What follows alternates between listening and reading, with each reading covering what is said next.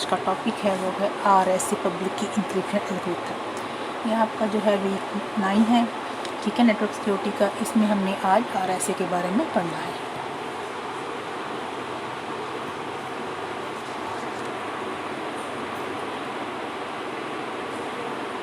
RSA algorithm होती क्या है? नंबर ऑफ़ एल्गोरिथम जो है पब्लिक की इंक्रिप्शन के लिए जो है प्रपोज की गई, बनी गई, उनको इस्तेमाल किया गया। उसमें कुछ जो थी वो ब्रेकेबल थी, यानी कि उनको इजीली जो हमारा हैकर था वो हैक कर सकता था। तो इन सब को मद्देनज़र रख के जो है एक एल्गोरिथम बनाई गई जो थी हमारी RSA एल्गोरिथम। ये एल्गोरिथम जो थी ये कुछ डेवलपर थे, रॉन राइवस था, एडी शामिर था और लैंड एडलमैन थे। उनके जो सरनेम था उनको लेके इन्होंने बनाया RSA। ये 1977 में जो है डेवलप की गई थी और MIT लेबॉर्ट्री में इसको बनाया गया था और इसको 1978 में पब्लिश किया गया था।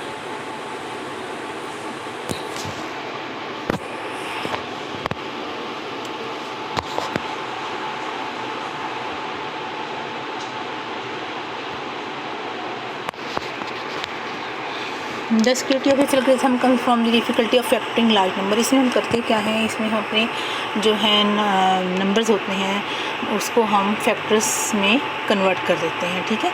और उसके लिए जो यूज़ होती है वो हमारी पब्लिक की यूज़ होती है और एक हमारी प्राइवेट की यूज़ होती है।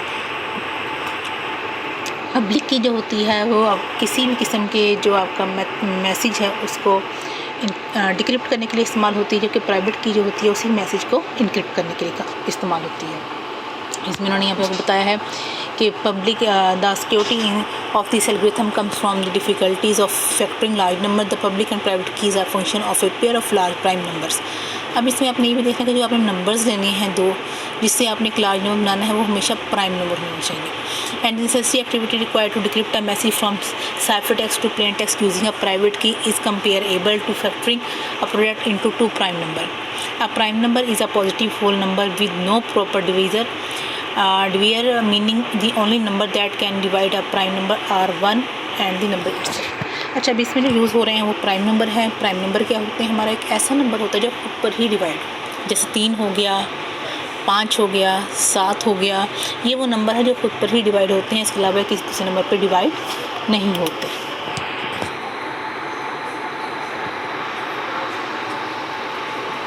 अब जो सबसे बड़ा फ़ायदा एडवांटेजेस है RSA का, एक वो ये भी है कि इसके अंदर जो है हम डिजिटल सिग्नेचर भी यूज़ करते हैं इंक्रिप्शन और डिक्रिप्शन के लिए।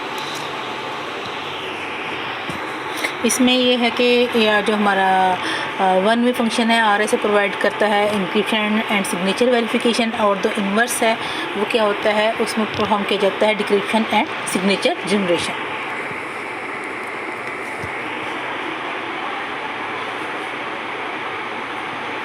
एप्लीकेशन कहाँ पे हमारा जो RSA इम्प्लीमेंट हो रहा है, इसमें हमारे पास माइक्रोसॉफ्ट सिस्टम आ जाते हैं, ऑपरेटिंग सिस्टम, जैसे माइक्रोसॉफ्ट का आ गया, एप्पल का आ गया, सन आ गया और नॉवेल्स का आ गया। उसके अलावा ये हार्डवेयर लेवल पे कुछ नेटवर्क इंटरफेस कार्ड्स में इस्तेमाल होते हैं, टेलीफोन को सिक्योर करने के लिए इस्तेमाल होते हैं और स्मार्ट कार्ड में इस्तेमाल होते हैं। It can be use as a key exchange protocol, many key use to encrypt this symmetric key to get it securely to its destination. ये की एक्सचेंज प्रोटोकॉल में भी इस्तेमाल होते हैं।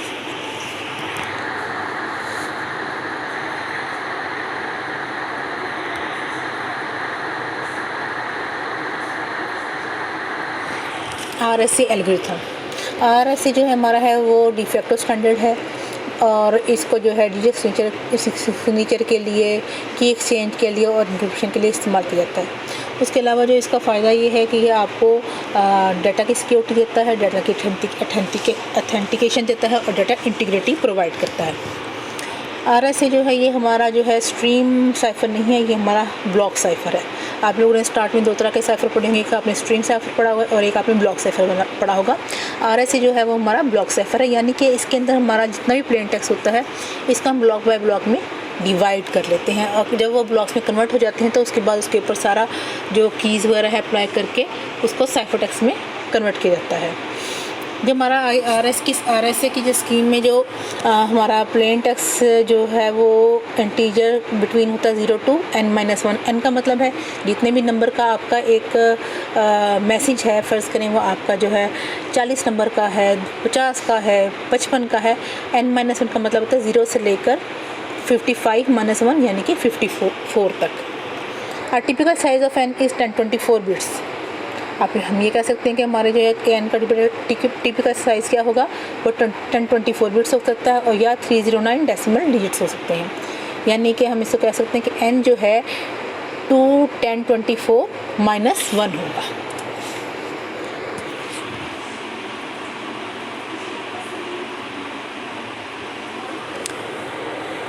अभी मैंने आपको बताया कि जो हमारा इसमें RSA की जो पब्लिक इंक्रिप्शन में इसमें जो हमारी इंक्रिप्शन होती है वो ब्लॉक्स की शक्ल में होती है। हर ब्लॉक का जो है एक बाइनरी वैल्यू होती है जो कि n से जो है लेस देन होती है। ठीक है, encryption and decryption are of the following forms. सबसे पहले तो हमारे पास एक पब्लिक की होनी चाहिए और एक प्राइवेट की होनी चाहिए, और पब्लिक की और प्राइवेट की मदद से ही हम इंक्रिप्शन और डिक्रिप्शन करते हैं। जो हमारी प्राइवेट की होती है वो साइफर टेक्स्ट बनाने के काम आती है, और जो हमारी पब्लिक की होती है वो हमारा दोबारा से साइफर टेक्स्ट को प्लेन टेक्स्ट बनाने के काम आती है। Encryption and decryption are of the following form for some plain text block M and cipher text block C। यानी कि हम प्लेन टेक्स्ट को M से डिनोट करते हैं और साइफर टेक्स्ट को C से। C इक्वल है M E mod n। अब ये E क्या है, ये हमारे पास हमारी प्राइवेट की है, और E क्या है, ये हमारे पास पब्लिक की है, और M इक्वल है C D mod n, और D क्या है हमारे पास, ये हमारी प्राइवेट की है।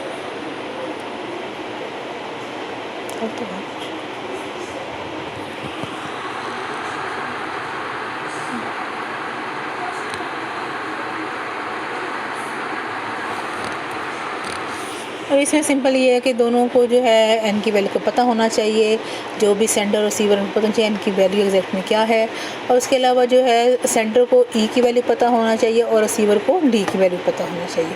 यानी कि जब वो रिसीव करेगा तो उसके पास पब्लिक की होगी तो वो उसको डिक्रिप्ट करेगा, यानी कि उसके पास D होनी चाहिए, और जो सेंडर है उसके पास क्या होना चाहिए, उसके पास उसकी प्राइवेट की होनी चाहिए। पब्लिक की को हम PU से डिनोट करते हैं जो कि इक्वल होती है E और N के, और प्राइवेट की को हम PR से डिनोट करते हैं जो कि इक्वल होती है D और N के।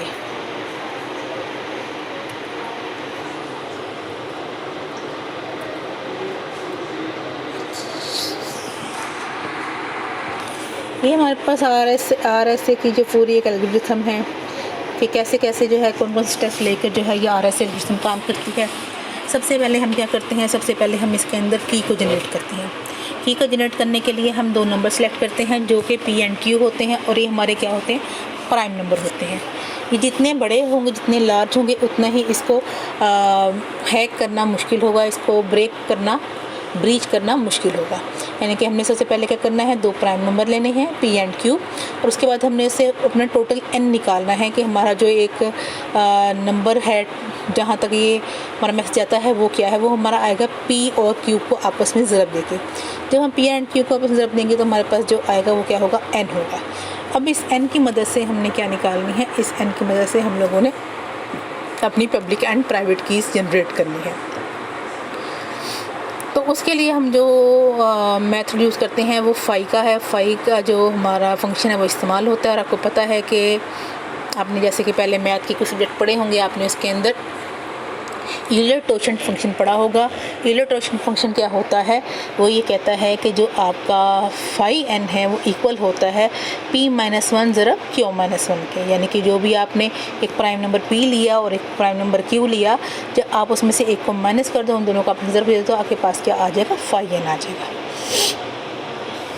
एक आपने इंटीजर सेलेक्ट कर लिया, E को सिलेक्ट करने का तरीका क्या होता है कि हम उसका GCD E को सिलेक्ट कर लिया, उसके बाद हम उसका GCD निकालते हैं। GCD हमारे पास होता है कॉमन डिवीजर, ठीक है, जिसमें हमने फाई n E को करना है, और वो इक्वल किसके आना चाहिए, 1 के आना चाहिए, और जो 1 है वो E से जो है छोटा होना चाहिए, और E जो है वो फाई n से छोटा होना चाहिए।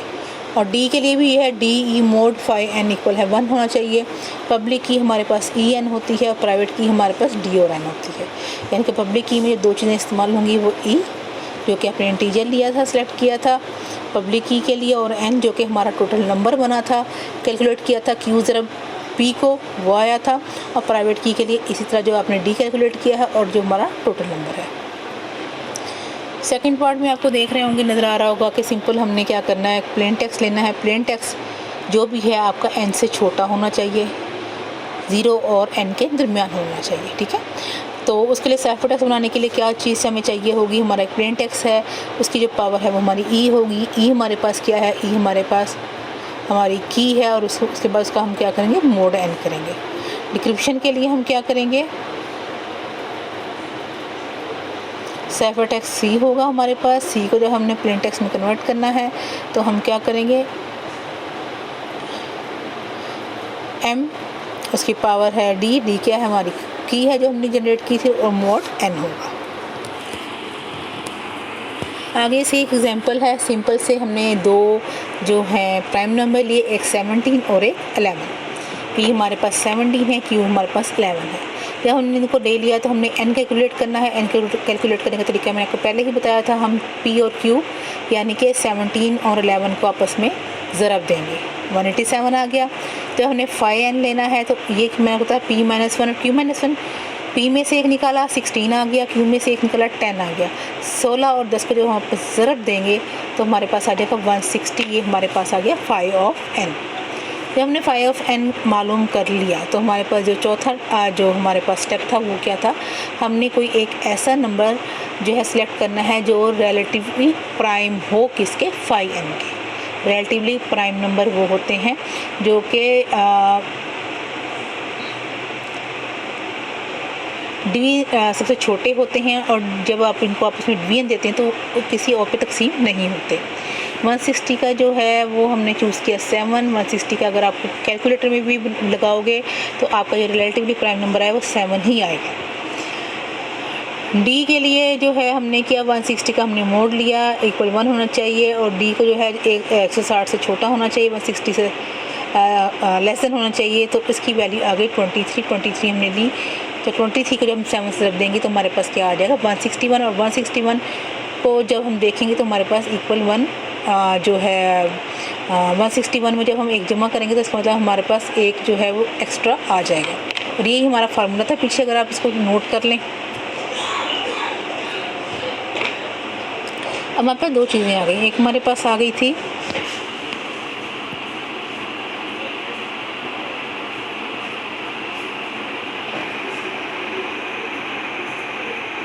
पब्लिक की, और एक हमारे पास आ गई प्राइवेट की।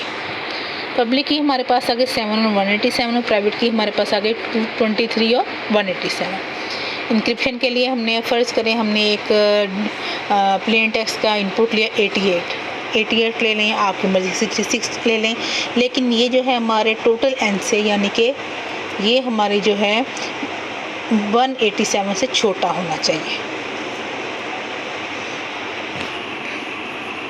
हमने इसको कैलकुलेट किया, कैसे किया, 88 के ऊपर हमने की दी, 7 थी वो दी, उसका मोड लिया 187। ये हमारा फार्मूला है कि जो हमारे पास हमारा नंबर है n, हमने क्या जो हमने एक प्लेन टेक्स्ट लिया जिसको आप m कहते हो, हमने उसकी पावर ली, वो आ गई 7, उसको मोड किया किससे, 187 से। 187 हमारा टोटल नंबर है, 7 हमारी पब्लिक की है, और C हमारा साइफर टेक्स्ट है। इस तरह हम डिक्रिप्ट किया, यहाँ पे उलट हो गया। 11 का ये जो लिया हमने, जो दूसरी की थी 23 निकली थी वो ली, उसको मोड किससे कर दिया, 187 से। यहाँ पे आप ये देख लें, ये हमारे पास जो है एक्सप्रेशन एवेल्यूटेड हो गई। जी आगे इसकी एग्जांपल है डायग्राम शक्ल में। प्लेन टेक्स्ट हमारे पास 88 था, 88 की पावर 7, मोड 187, 7 और 187 हमारी PU थी। उसके बाद हमारे पास जो साइफर टेक्स्ट आया 11 आया। अब 11 को हमने डाला अपने एल्गोरिथम में, उसका मोड दिया 23, उसकी पावर ली 23, मोड 187 किया तो हमारे पास आ गई 88 ही हमारा क्या था, प्लेन टेक्स्ट था। यानी कि जब हमने इसको इनक्रिप्ट किया 88 को तो 11 आया, और जब हमने इसको डिक्रिप्ट किया तो हमारे पास दोबारा से जो आया वो हमारे पास क्या था, 88 था।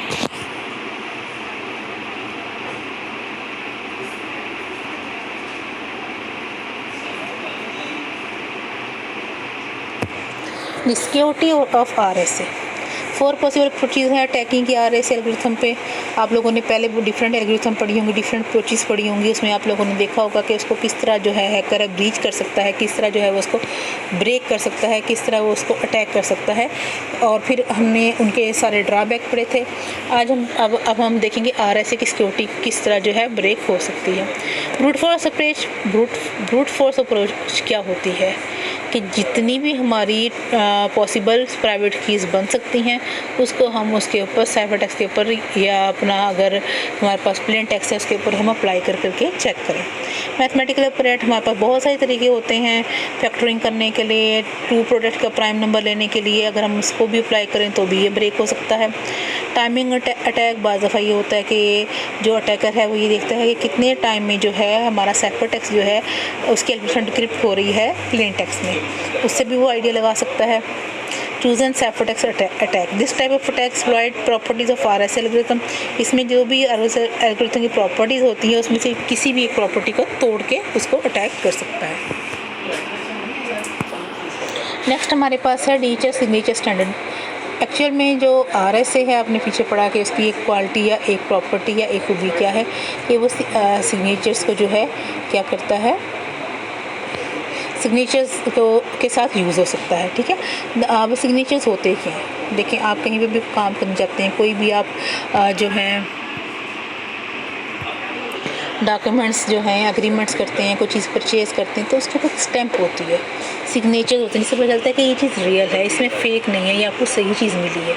ठीक है, तो इसी तरह जब आपकी एक जो क्रिप्टोग्राफी में आपका जो डाटा एक जैसे दूसरी जगह जाता है, ये कैसे पता चलेगा जिसने डाटा भेजा है इसको किसी ने आल्टर नहीं किया, किसी ने इसमें कोई चेंजेस नहीं किए, किसी फेक पर्सन ने, थर्ड पर्सन ने वो डाटा आप तक नहीं पहुंचाया, ये आप तक जो पहुंच रहा है ये ठीक बंदे के थ्रू जो राइट पर्सन है वही आपको जो है डाटा सेंड कर रहा है।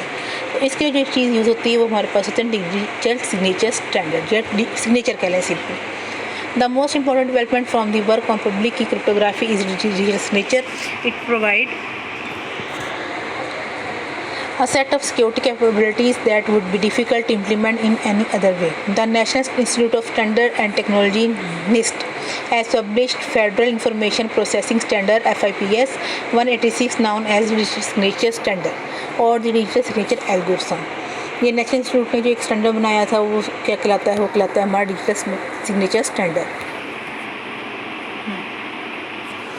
RSA approach for digital signature. जब हम RSA अप्रोच इस्तेमाल करते हैं मैसेज को सेंड करने की और सिग्नेचर के साथ, तो उसके लिए हमें एक जो है इनपुट में एक हैश फंक्शन बनाना पड़ता है। हैश फंक्शन क्या होता है कि हमारा एक लार्ज नंबर ऑफ़ वेरिएबल को जब हम प्रोसेस करवाते हैं हैश फंक्शन के ज़रिए तो हमें आउटपुट में एक जो है लिमिटेड एक ब्लॉक ऑफ नंबर देता है, एक फ़िक्स ब्लॉक ऑफ नंबर कह लें, एक लिमिटेड या एक फाइनाइट ब्लॉक ऑफ नंबर जो है, एक fix length of block of number वो हमें आउटपुट में देता है।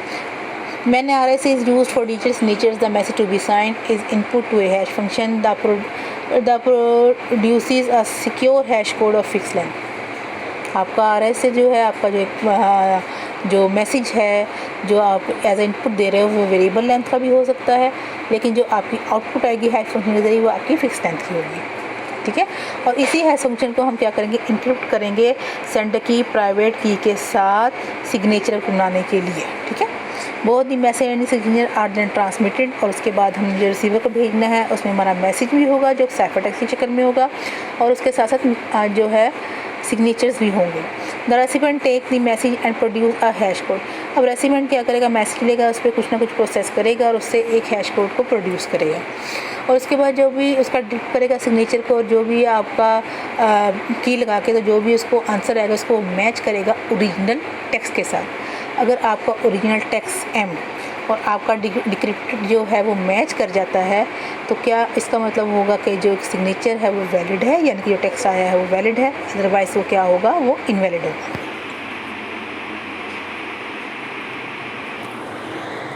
The recipient also decrypt the signature using the sender public key. If the calculated hash code match the decrypted signature, the signature is accepted as valid.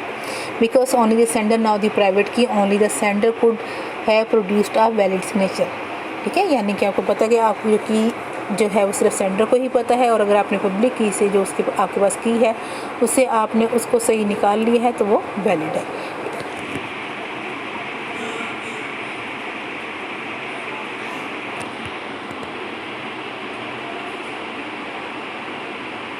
अच्छा, ये इसकी एक diagram है, ये RSA अप्रोच है, ठीक है।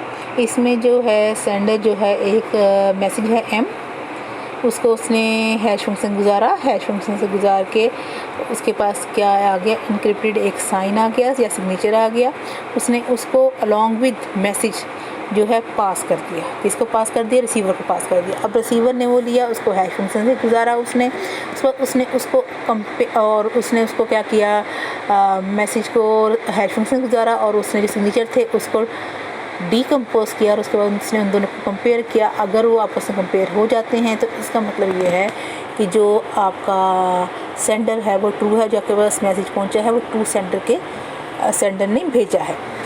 की जनरेशन में जो है RSA signature scheme is exactly the same as key generation in the RSA। अभी मैंने जो आपको RSA में की जनरेशन बताई थी, मैंने आपको बताया था हम 2 प्राइम नंबर लेते हैं, फिर हम उससे एक n लार्ज नंबर निकालते हैं, फिर हम उसमें 5 का फंक्शन जो है वो अप्लाई करते हैं और उसके बाद हम उसके अंदर 2 वैल्यू निकालते हैं E और D की, ठीक है। और जो E और D की वैल्यू होती है हमारे पास पब्लिक और प्राइवेट की के तौर पर इस्तेमाल होती हैं। जब आप डिजिटल सिग्नेचर RSA के इस्तेमाल करते हैं स्कीम, तो उसमें बिल्कुल यही तरीका है, ये स्टेप लेके आप क्या कर सकते हैं, आप जो है की को जनरेट कर सकते हैं। In the RSA digital signature scheme D is private, E and N are public. इसमें उसने कहा कि D क्या होती है, RSA के डिजिटल सिग्नेचर स्कीम में D प्राइवेट होती है और E और N जो है यानी कि दूसरी की E और N जो है, N हमारा नंबर है, वो क्या होता है, वो पब्लिक होता है। ये हमारा आज का आपका लेक्चर था वीक 9 का। इसमें से अगर कोई बात आपको समझ ना आए तो आप मुझसे पूछ सकते हैं। इसके अलावा मैं आपको इसके अंदर कुछ असाइनमेंट्स या होम टास्क दूंगी जो आपने सॉल्व करके मुझे जो है मेल करने होंगे। Thank you.